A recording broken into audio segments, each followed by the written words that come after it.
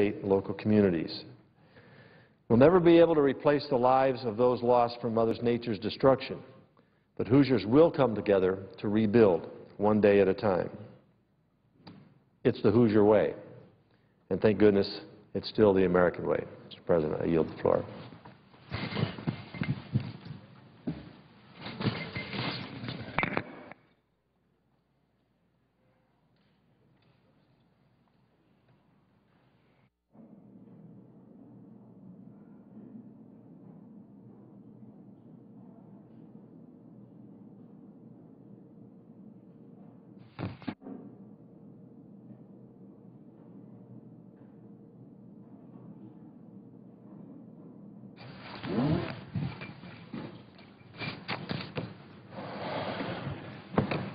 Mr. President. Senator from Massachusetts. Mr. President, thank you. Mr. President, what is the order now? Regular order or the parliamentary situation? The Senate is considering the transportation bill. Thank you, Mr. President. Mr. President, several of us here in the Senate have run for the office of President of the United States. Two of us have been our party's nominees, and dozens of others have played major roles in tough campaigns. So none of us in the Senate are strangers to the rough and tumble of American politics. Now, I think we all understand on a personal level what the humorist said at the turn of the century when he wrote, "Politics ain't beanbag." You have to have a thick skin and a strong backbone to survive in this business. You have to be able to take a punch and deliver one, and we all understand that. So it's not as an innocent that I come to the floor today to say that I was troubled, deeply troubled, to read an op-ed in this morning's Washington Post by the likely Republican nominee for president, Mitt Romney. It was an attack on the administration's Iran policy, and it was, Mr. President, as inaccurate as it was aggressive. Every candidate for the Oval Office has the right to criticize the president. But particularly this week, while Prime Minister Netanyahu is in Washington meeting with the administration to determine the road forward that might determine the difference between a war or a diplomatic solution, particularly at that moment when so much is online, we all ought to remember that the nuclear issue with Iran is a deadly serious business, and it ought to invite sobriety and serious-minded solutions, not sloganeering and fiction and sound bites. I don't think that we should allow Iran to become another party's applause line on the presidential stump. Talk has consequences, particularly when it's talk about war. And talk of war only helps Iran at this moment and others by increasing the price of Iranian crude oil that pays for its nuclear program.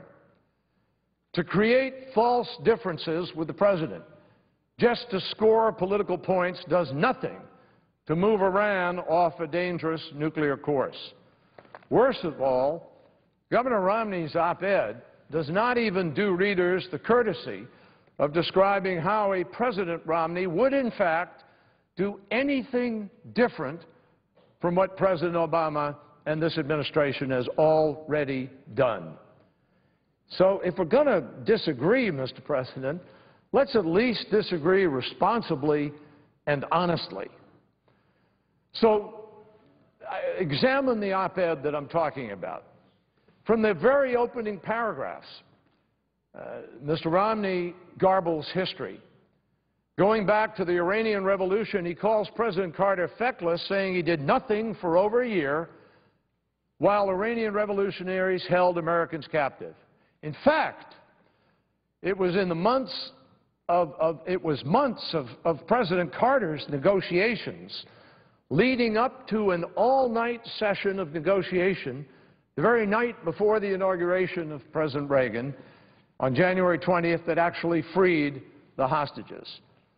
And I bring the hostage crisis up for another reason, because when those helicopters went down in the desert, during the failed rescue attempt in 1980. The United States not only lost the opportunity to get our people back sooner, but President Carter fundamentally lost any chance that he had at re-election. Notwithstanding that reality, notwithstanding the lesson of Desert One and those helicopters that crashed and the failed mission, notwithstanding that, President Obama, whom Governor Romney calls the most feckless president since Carter, threw that lesson out the window, knowing that if he attempted to go into Pakistan and it failed, he'd probably lose his chance at re-election. Notwithstanding that, he authorized the gutsy and dangerous raid in Pakistan that finally killed Osama bin Laden. Despite everything that could have gone wrong with that raid, Mr. President, the mission was ordered with confidence, executed with courage, and the man who plotted the September 11th attacks was finally held accountable for the murder of thousands of Americans. George W. Bush may have said, "wanted dead or alive," but it was President Obama who delivered. I don't know if Governor Romney has checked the definition of the word feckless lately, but that raid ain't it. The rest of Romney's argument doesn't get any better. In fact, he goes on to propose action after action that President Obama has already taken. Just look at the analysis. Let me read you the first sentences. Excuse me. Let me read you the first sentences from an article in today's New York Times. Quote, "To rein in Tehran's nuclear ambitions, Mitt Romney says he would conduct naval exercises in the Persian Gulf. He would try to ratchet up Security Council sanctions on Iran, targeting its Revolutionary Guards and the country's central bank and other financial institutions. And if Russia and China do not go along, he says the United States should team up with other willing governments to put such punitive measures in place. As it turns out," this is a quote, "as it turns out, that amounts to what President Obama is doing." Ambassador Nick Burns was President Bush's lead negotiator on Iran, and he said, quote, "The attacks on Obama basically say, quote, he's weak, we're strong. But when you look at the specifics, you don't see any difference." That's a quote. So let's go point by point through the Romney plan. He writes that he would proceed with missile defenses to protect Iran. He ignores the fact that one of the very first things that the Obama administration did was to issue its plans for the phased adaptive approach so that we would be able to sooner protect our friends and allies against the Iranian missile threat, and to provide increasing levels of capability as the technology advances. During the debate over the New START treaty, the Senate heard in great detail, including from the commander of the Strategic Command and the director of the Missile Defense Agency, how that particular system was going to work and how the administration planned to proceed with it. In fact, the President sent the Senate a letter affirming his commitment to missile defense, and over the past year he is struck by that promise. So then Romney goes on to say that President Obama doesn't understand the seriousness of the threat from nuclear terrorism. Again, just look at the record. For the first time, the President set as a national goal securing all vulnerable nuclear material around the world within 4 years. He won international endorsement of that effort at the 2010 Nuclear Security Summit. Last year alone, the Department of Energy removed or eliminated over 250 kilograms of highly enriched uranium from places like Ukraine, Belarus, Serbia, and Kazakhstan. And in the budget request before Congress, the administration plans to remove or eliminate highly enriched uranium from 9 countries, including Vietnam, Ukraine, and Mexico. Mr. President, that is clearly an administration and a leader who understands the danger of nuclear material, far more than any effort previously. Then Romney lays out the greatest single willful avoidance of facts in his article.